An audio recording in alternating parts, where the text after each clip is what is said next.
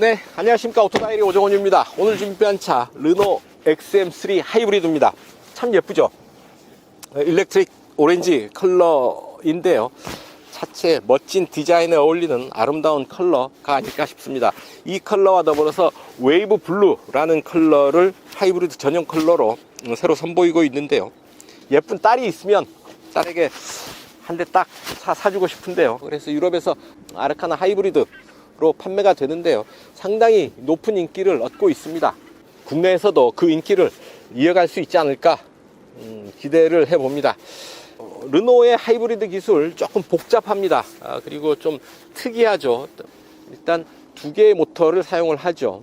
두 개의 모터, 하나는 15kW 짜리 이그니션 모터입니다. 또 하나는 구동용 모터로 36kW의 출력을 내죠. 그래서 이 두 개의 모터가, 하나는 구동, 하나는 발전과 회전수 보정, 출력 지원, 여러 가지 다양한 기능을 맡아서 하게 되고요. 그리고 또 하나의 동력은, 엔진은 1.6L짜리 가솔린 엔진을 사용을 하고 있는데 최고 출력이 86마력에 불과합니다. 이 엔진은 또 구동에 개입을 하지만 주로 하는 역할은 발전용입니다. 엔진을 돌려서 전기를 만들어서 그 힘을 배터리에 공급하는 역할이 먼저고요. 두 번째로, 추가로 힘이 필요할 때 엔진이 구동에 개입을 하면서 추가로 힘을 보탠다 라는 개념인 것이죠. 여기에 클러치가 없는 다단 변속기를 적용을 하고 있는데요, 이른바 도구 클러치라는 형태인데, 이 도구 클러치는 르노가 F1 머신에서 가져온 그런 기술이죠. F1에서 가져온 기술이 이런 고효율 자동차에 적용이 됐다라는 점도 참 재미있는 부분이죠. 자, 가장 기본적인 RD 트림인 경우에 3,094만원, 그리고 지금 인스파이어에 20T가 적용되어 있는 모델인 경우에 3,337만원의 가격이 책정되어 있죠. 생각보다는 가격이 좀 높게 나오지 않았나 싶은데, 자, 그 값어치 제대로 할지요. 시승을 통해서 그 느낌 여러분들과 공유해 볼 텐데요, 좋아요, 구독하기 꼭 눌러주시고 저와 함께 해주셨으면 감사하겠습니다. 누르셨으면 출발합니다.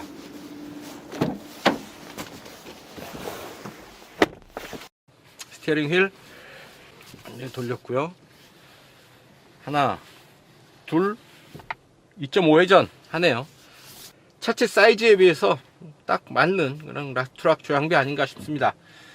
스티어링 휠 왼편에는 주행 보조 시스템, 오른편에는 계기판 기능 버튼, 그리고 음성 명령 버튼 들어와 있습니다. 자, 스포츠, 그리고 에코, 주행 모드에 따라서 계기판 형태는 달라집니다. 자, 차량의 이런 정보들 볼 수가 있고요. 내비게이션 정보, 이 우측에 보시면 이 배터리와 엔진 그리고 타이어 간의 동력의 흐름을 이렇게 보여주고 있죠. 이 아랫부분은 1.2kWh짜리 하이브리드 전용 고전압 배터리의 충전 잔량을 보여주고 있는 겁니다. 차로 중앙 유지 보조 시스템, 어댑티브 크루즈 컨트롤, 그리고 스피드 리미터 버튼들이 저기 와 있습니다. 오른쪽에 음성 명령 한번 볼까요? 명령어를 말하거나 선택하십시오. 내비게이션, 내비게이션 목록에서 명령어를 선택하거나 말하십시오. 강남역 1번 출구 찾기, 잠시만 기다려 주십시오. 명칭 일치하는 장소 보기 목록에서 첫 번째, 잠시만 기다려 주십시오. 1. 강남역 1번 출구 자, 이렇게 목록 97.3 수신, 97.3 FM 수신. 자, 센터페이시아의 이 모니터 9.3인치죠. 이지 커넥트 기능이 들어가 있는데요. 자, 내비게이션 있고, 라디오, 음악, 전화, 앱, 차량 정보, 타이어 공기압, 에어 퀄리티, 실내 공기질, 공기청정 필터를 설치를 해서 실내로 유입되는 공기를 필터링 해 주는 겁니다. 자, 설정 보시면 주행 보조 시스템 설정의 차간거리, 경보 시스템, 긴급 제동 보조, 차선 유지 보조, 사각지대 감시장치 등이 들어와 있는 거고요. 주차 보조 시스템도 이렇게 있습니다. 이지 파크 어시스트, 전측 후방 카메라를 통해서 이렇게 볼 수가 있고요. 이지 파크, 수직, 수평, 사선 다 대응을 하네요. 라이팅, 앰비언트 라이트, 컬러 설정할 수가 있고요. 계기판, 에코, 혹은 컴포트, 레귤러, 스포츠 이렇게 설정을 할 수가 있겠습니다. 그래픽 테마가 이렇게 주행 모드별로 준비되어 있다 라는 얘기고요. 자, 스포츠 에코. 되게 스포츠 에코 두 개를 사용하게 되죠. 좀 기분 내서 달리고 싶다, 스포츠고요. 좀 기름값 좀 아껴야 되겠다, 에코로 가면 됩니다. 그리고 차량 구성, 액세스 할 때 이런 부분들 설정을 할 수가 있고, 터치 스크린을 통해서 쉽게 직관적으로 적용하고 확인하고 설정할 수가 있겠다라는 얘기죠. 시스템, 화면, 사운드 시스템, 라운지,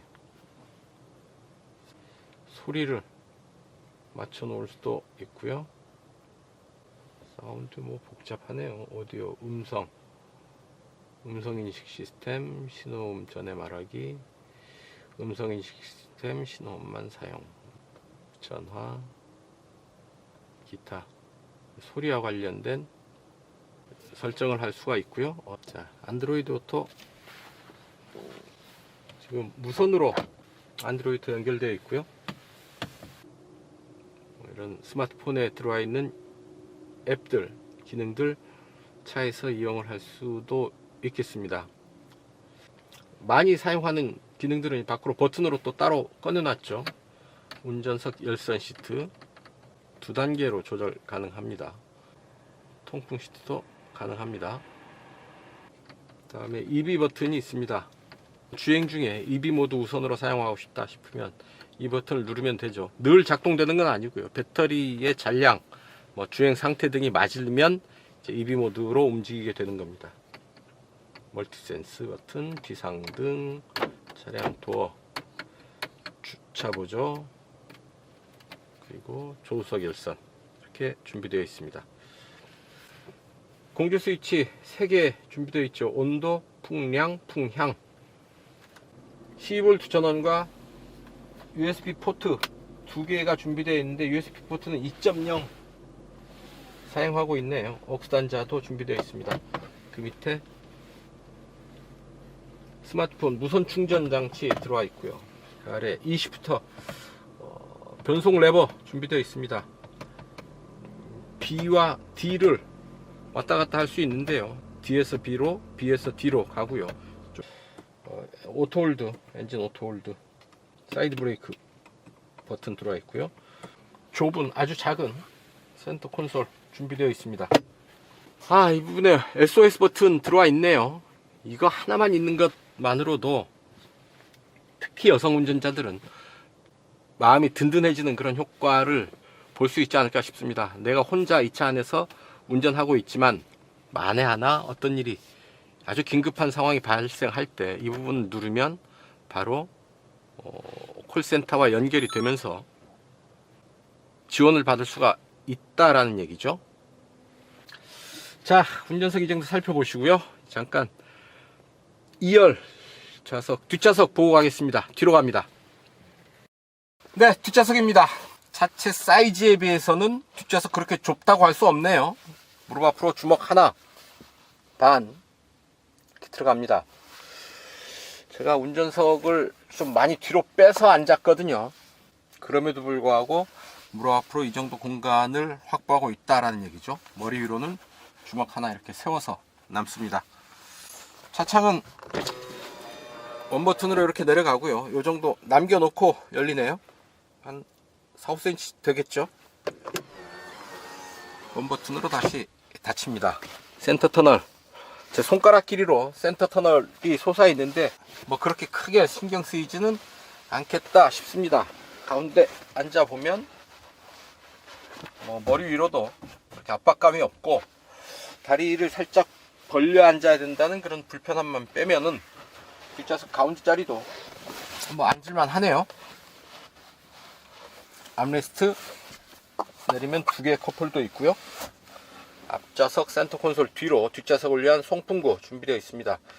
2단계로 조절 가능한 열선 시트 버튼 좌우로 분리돼서 준비되어 있고요. USB 포트 2.0이죠. USB 포트 2개 준비되어 있고, 그 옆에 12V 전원구 있는 줄 알았더니 그 부분은 그냥 동그랗게 모양만 잡혀 있고 기능은 적용되어 있지 않습니다. 12V 전원은 뒷좌석에는 사용할 수 없게 되어 있고요. 필요하다면 앞좌석에서 사용을 해야 되네요. 뒷좌석은 6대 4로 뒷좌석은 접을 수가 있죠. 네, 뒷좌석 이 정도 살펴보시고요. 이제 달려보셔야죠. 좋아요, 구독하기 부탁드리고요. 저는 자유로로 가겠습니다. 네, 오늘도 평화로운 자유로 날씨 화창하고요. 규칙적인 패턴이 반복되는 빨래판길 지나가는데 툭툭툭툭툭 타이어가 치고 나가는 느낌이 그렇게 거칠지 않은 거고요. 쿠페 스타일의 SUV 보디 스타일을 갖추고 있죠. 그만큼 차체 높이가 어느 정도 높다라는 얘기니까요. 거기에 상응하는 그런 반응, 주행의 느낌 보이고 있지 않나 싶습니다. 좀 복잡한 구성을 갖추고 있습니다. 2개의 모터, 엔진, 그리고 변속기는 F1 머신에 적용되는 도그 클러치를 도입했다고 보시면 되겠습니다. 클러치가 없는 방식이고요. 4개의 기어는 엔진과 물려있고 2개의 기어는 구동 모터와 물려 있습니다. 그래서 엔진과 모터를 다 제어하는, 컨트롤하는 그런 다단 변속기를 적용하고 있고요. 그래서 작동 과정에서 엔진과 모터, 기어의 물림이 아주 다양하게 변화하죠. 구동에 직접적으로 주로 관여하는 것은 모터다. 그 전기 구동 모터 36kWh의 출력을 내죠. 그리고 또 하나의 모터 여러가지 잡스러운 일들을 합니다. 시동, 발전, 주행 보조, 회전 고정, 이런 부분들을 하는 또 하나의 모터, 고전압 시동 모터는 15kW의 출력을 냅니다. 여기에 또 엔진이 1.6 가솔린 엔진이 있는 거고요. 가솔린 엔진의 최고 출력은 86마력. 그래서 엔진 출력만 놓고 본다면 야, 이거 너무 턱없이 약한 엔진 아니냐 싶지만, 또 모터 출력이 우선해서 구동에 관여하고 엔진 출력은 뒤에서 백업하는 역할이다 보니까 차가 힘이 없다는 느낌은 그렇게 들지 않습니다. 필요한 만큼의 힘은 잘 내어주고 있고요. 하이브리드용 고전압 배터리 1.2kWh 짜리 배터리는 수시로 충방전을 거듭하면서 필요한 에너지원이 되는 거죠. 발전을 하고 주행을 하고 충전을 하고 복잡한 이 뒷단에서의 과정이 있지만 주행은 상당히 심플합니다. 일단 조용하고요. 지금 어지간하면 EV 모드로 달린다고 했는데요. 지금 EV 모드로 움직이고 있습니다. 어댑티브 크루즈 컨트롤 실행하고요. 차로 중앙유지 보조 시스템 작동 중이고요. 그래서 오른쪽 핸들을 잡으시오 라는 안내가 뜨죠. 아주 힘있게 조향에 개입하는데요. 왼쪽으로 돌아갑니다. 뭐 훌륭하네요. 이 정도면 몇 번의 커브를 차선 한번 밟지 않으면서 이동하고 있습니다. 이쪽에 보시면 엔진과 배터리 그리고 타이어 간의 동력 흐름을 이렇게 보여주고 있죠. 지금 전기 모드로 가고 있죠. 시속 90인데 전기 모드로 움직이고 있습니다. 조용하고요. 차창을 스치는 바람 소리 정도만 잔잔하게 들리는 수준입니다.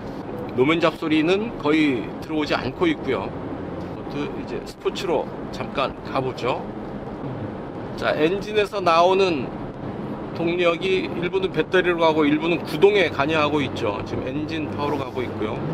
킥다운을 하게 되면 배터리와 엔진에서 동시에 타이어로 동력을 전해주게 됩니다.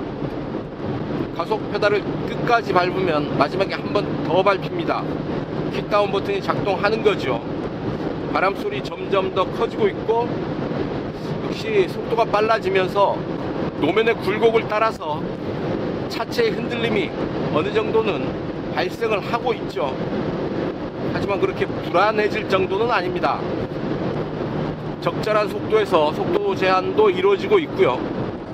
자, 이 시프터 전자제어식 변속 레버, 레버를 한 번 더 뒤로 당기면 브레이크 모드가 됩니다. 회생제동 기능을 좀 더 적극적으로 활용할 수 있는 B 모드가 되는 거고요. 한 번 더 당기면 D 모드, 원래의 D 모드가 되는 거죠. 그래서 내리막길을 가거나 타력 주행을 한다거나 할 때는 B 모드를 간간히 이용하게 되면 효율을 좀 더 높일 수가 있죠. 패들 시프트는 따로 없습니다. 그리고 D와 B 모드를 선택하는 것 말고는 따로 수동 모드로 변속을 할 수 있는 방법이 없죠. 4+2 구성의 6단 변속기는 그래서 운전자가 어떻게 조작할 방법이 없습니다. 뒷단에서 알아서 엔진과 모터를 조절하는 거죠. 자, 이제 조향 툭툭 한번 스티어링 휠을 쳐보는데 머리가 빠르게 돌아갑니다. 경쾌한 주행 기대할 만한 그런 차급이죠. 아주 힘있게 치고 나가는 그런 스포티한 면은 느끼기 힘들지만 이 조향 반응에서 좀 더 가볍고 경쾌한 빠릿빠릿한 그런 느낌을 받게 되는 거죠.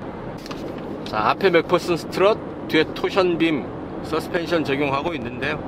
자꾸 토션빔에 집착해서 야, 토션빔 좀 약하지 않느냐, 부족하지 않느냐 하는 생각들을 말씀하시는 분들이 있는데, 일반 도로에서 일반인들이 운전하는 영역이라고 한다면 토션빔이어서 크게 불편할 일은 없지 않을까 하는 생각 해봅니다. 물론 좀 더 적극적인 운전을 즐기시고 고성능을 추구하는 그런 운전자들이라고 한다면 좀 판단은 달라지시겠죠. 하지만 이 차 그렇게 고성능을 지향하는 차는 아니다 라는 건 분명한 사실이겠습니다. 자, 잠깐 시속 100에 맞추고요. 제동 한번 해보겠습니다. 뒤로는 차가 없는 것 확인을 했고요. 하나, 둘, 셋.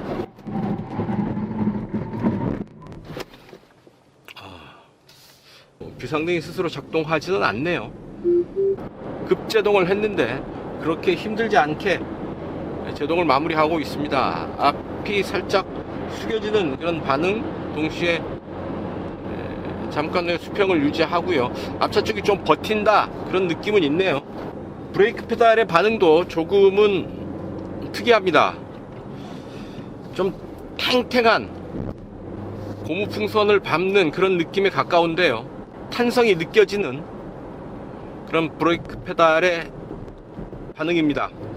자, 이제 코너링 잠깐 테스트 해봅니다. 18인치 타이어 들어와 있고요. 전륜 구동이죠. 자, 도를 좀 쭉 끌어올리고 고 제동 턴 조금 빠르게 들어왔죠. 좀 기울어지네요. 자, 속도를 좀 끌어올린 뒤에 코너링을 시도했더니 차체는 좀 기울어집니다. 그런 기울어짐을 통해서 어떤 분은 재미있다 느끼시는 분도 있을 테고요. 어떤 분은 또 야, 이 불안하다 느끼시는 분들도 계실 텐데요. 사실은 재미와 불안한 요소들은 서로 동전의 양면과도 같죠. 좀 불안한 면이 있어야 재미있는 거고요. 좀 재미있으려면 살짝 불안한 면이 있어야 됩니다. 그런 정도의 다이나믹함 갖추고 있다라고 말씀을 드리겠습니다. 차체가 높은 SUV이고 앞바퀴 굴림이어서 그렇게 코너링이 유리한 그런 구조는 아닙니다. 하지만 일상생활 속에서 아주 쉽고 편하게 경쾌하게 탈 수 있는 그런 SUV로서는 참 훌륭한 차가 아닌가 싶습니다. 그래서 얼마냐? 이 차 XM3 인스파이어는 3,308만원, 인스파이어 20부터 트림은 3,337만원입니다. XM3 RE 트림은 3,094만원입니다. 가격 좀 세다 싶죠?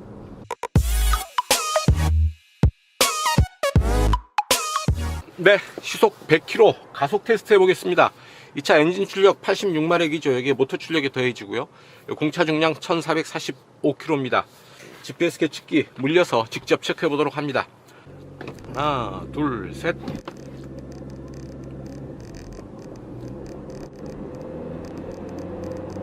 60, 70, 80, 90, 100. 그렇게 강한 힘은 아니죠.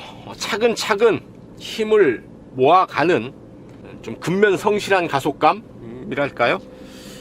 그런 반응 만날 수 있었습니다.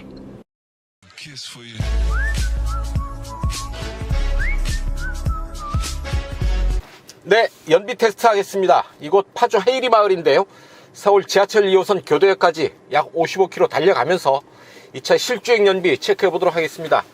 이 차 공인복합 연비는 리터당 17.0km로 인증을 받았죠. 히터 안 틀 수는 없고요. 24도로 풍량 2단계로 세팅을 합니다. 트림미터 세팅 다시 하고요. 이제 출발합니다. 지금 EV 모드로 달리고 있을 때 배터리는 아주 빠르게 소진되고 있죠. 배터리 용량이 크지 않기 때문에 또 배터리가 떨어지면 바로 또 충전을 하게 되죠. 지금 엔진이 켜져서 배터리를 충전하고 있는 것 확인할 수가 있습니다. 또 배터리 빠르게 회복되고 있죠. 네, 자유를 따라서 행주대교 북단까지 달려왔습니다. 이곳까지 달려온 연비 리터당 23.3 기록하고 있습니다. 자, 연비는 좀처럼 떨어질 줄 모릅니다. 올림픽대로 달려서 지금 동작대교 남단 이수교차로 진출하는 지점까지 왔는데요. 연비 리터당 23.7 기록하고 있습니다. 5km 도심주행 거쳐서 지금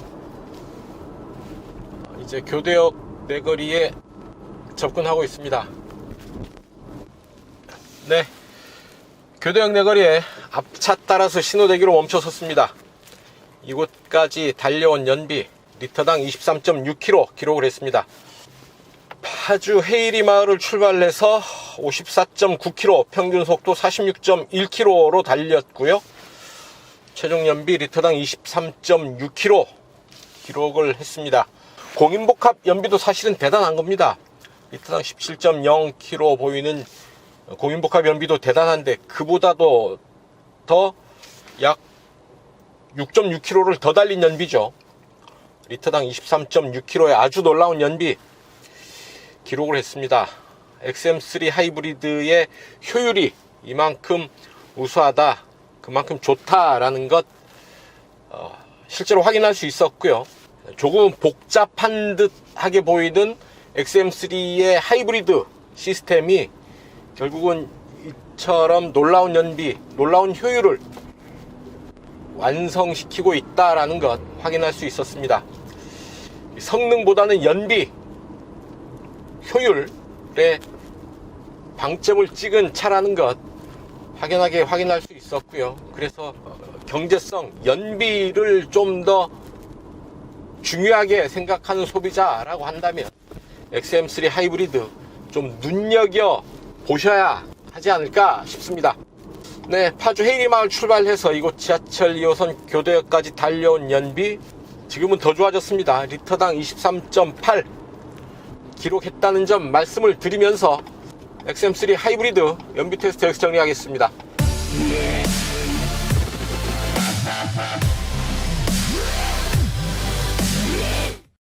네, 단도직입니다. 이 차 XM3 하이브리드 타면서 느꼈던 사소한 불편함 혹은 아쉬움 말씀을 드릴까 하는데요. 먼저 가격 얘기하지 않을 수 없죠. 3천만 원대의 가격입니다. 가장 낮은 알리 트림이 3,094만 원서부터 시작하죠. 그리고 인스파이어 트림인 경우에 3,377만 원에 책정되어 있는데요.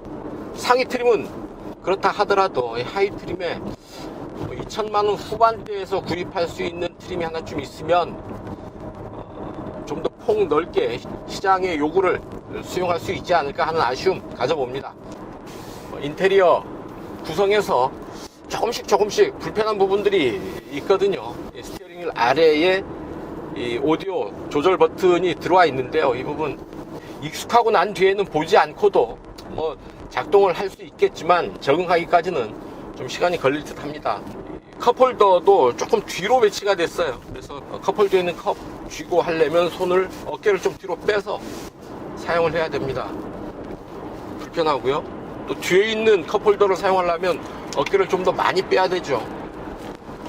컵홀더는 좌우로 배치하면 더 좋지 않았을까 하는데 어차피 좌우의 폭이 제한되어 있으니까 인테리어 하는데 제약이 많았겠다라는 생각은 들지만 뭐 어쨌든 그럼에도 불구하고 컵홀더의 위치는 좀 조절하면 좋겠다 하는 생각도 마저 전해봅니다. 네, 지금까지 르노 XM3 하이브리드 시승을 했습니다. 르노 특유의 하이브리드 시스템을 바탕으로 전기차에 가까운 하이브리드다 라는 설명을 이해할 수밖에 없네요. 역시 모터가 앞장서서 차를 끌고 가고 엔진은 뒤에서 백업해주는 르노 특유의 그 하이브리드 방식을 이제는 이해할 듯 합니다. 상당히 합리적인 그런 구성이 아닌가 싶고요. 상당히 무난하게 움직입니다. 86마력짜리 엔진 그거 가지고 달릴 수 있을까 싶은 생각이 들었는데요. 달리는 모습 보니까 상당히 왜 86마력짜리 엔진을 사용을 했는지, 왜 두 개의 모터를 사용을 했는지 이해를 할 수가 있었습니다. 아주 빠른 속도까지 큰 무리 없이 잘 달려주고 있고요. 하지만 이 차 그렇게 고성능을 추구하는 차는 아닌 만큼 아주 극한적인 속도까지 닿지 못하는 게 흠이 되지는 않겠죠. 대신에 효율에 상당히 무게를 둔 차죠. 고효율에 조금 더 중점을 둔 차로 개발됐습니다. 그런 면에서 충분히 높은 연비 기대할 수 있고 확인할 수 있었고요. 실주행 연비가 제법 우수한 것으로 볼 때 개발 목표는 충분히 잘 달성하지 않았나 하는 생각하게 됩니다. 시승차 인스파이어의 이슈프터 트림 3,337만 원의 가격인데요. 조금 고개를 갸우뚱하게 되는 가격이긴 합니다만 이 차가 품고 있는 가치, 의미를 생각한다면 뭐 그럴만도 하겠다, 수긍이 가는 가격이기도 합니다. 이 차가 등장하면서 이제 독점 구조가 깨진다는 의미도 크죠.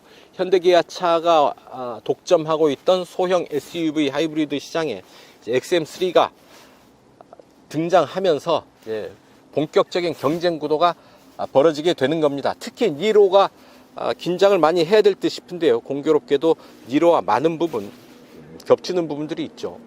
휠베이스가 같고요.